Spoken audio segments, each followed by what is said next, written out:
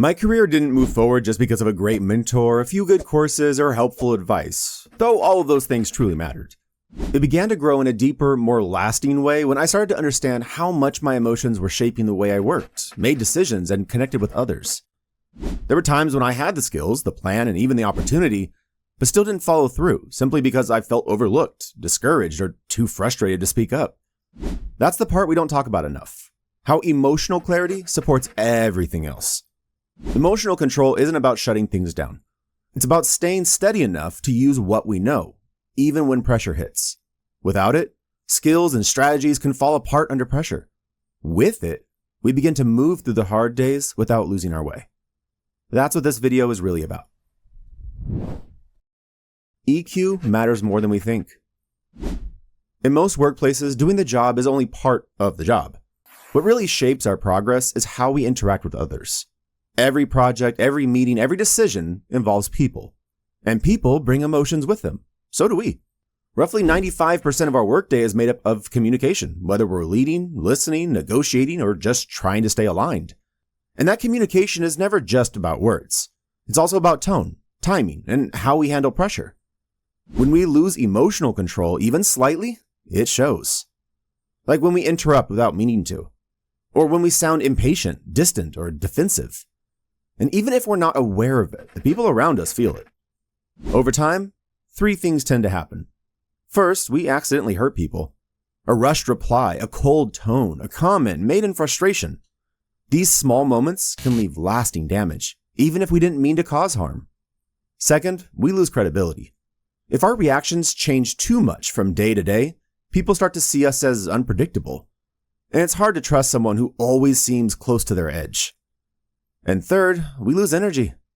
Because holding in frustration, masking disappointment, or constantly recovering from small emotional crashes slowly wears us out.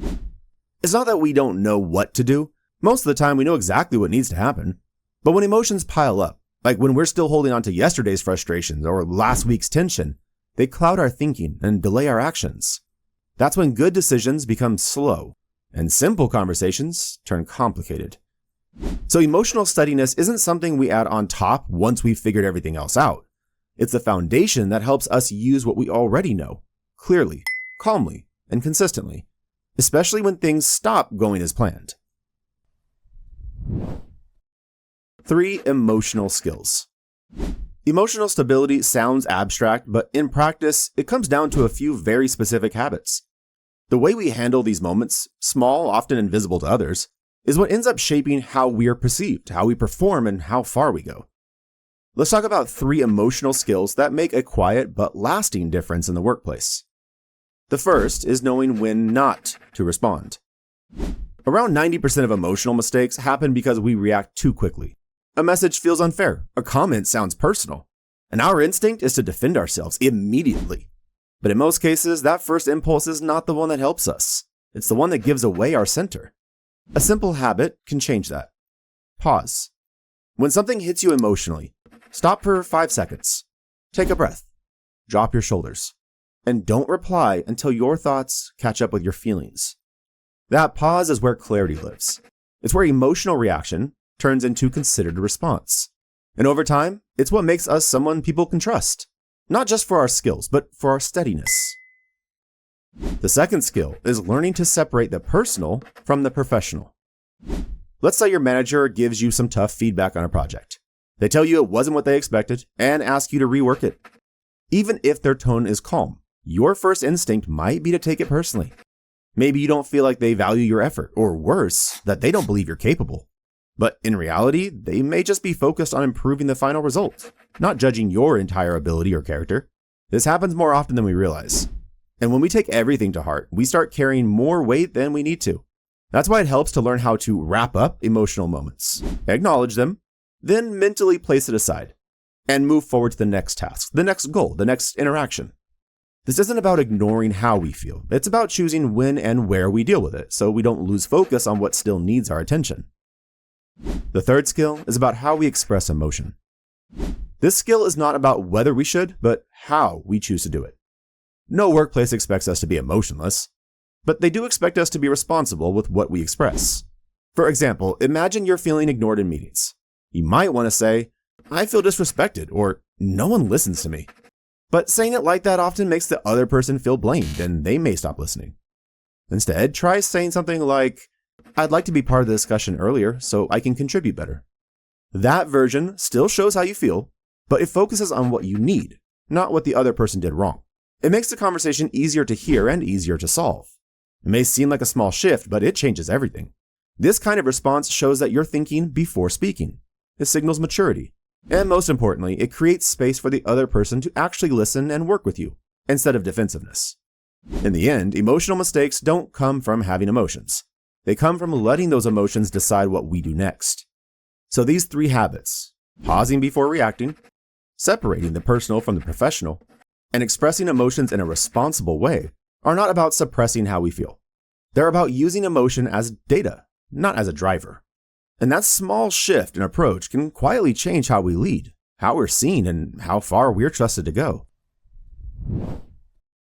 3 ways to use emotion to strengthen your career. Number 1, turn frustration into action.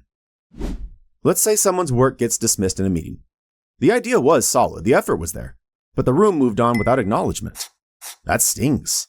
And it's tempting to retreat, to disengage, or to blame the team. But what they do next matters more than what happened. Instead of withdrawing, the person refines their idea, gathers better data, and presents it more clearly in the next meeting. That moment of being overlooked then becomes a quiet motivator.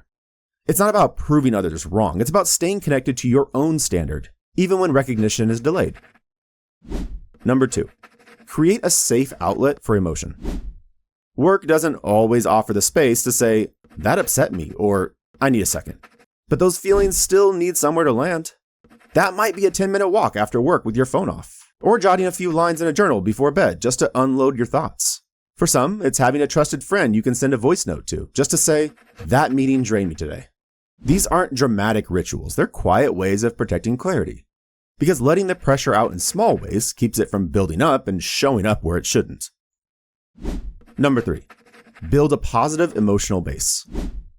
One easy practice is to take 5 minutes each morning to name 3 small things that went well the day before. It could be as small as finishing a task on time, getting a thank you message, or staying calm in a tough conversation. This habit is about reminding yourself that even on hard days, not everything is falling apart. That perspective can change how we walk into the day ahead.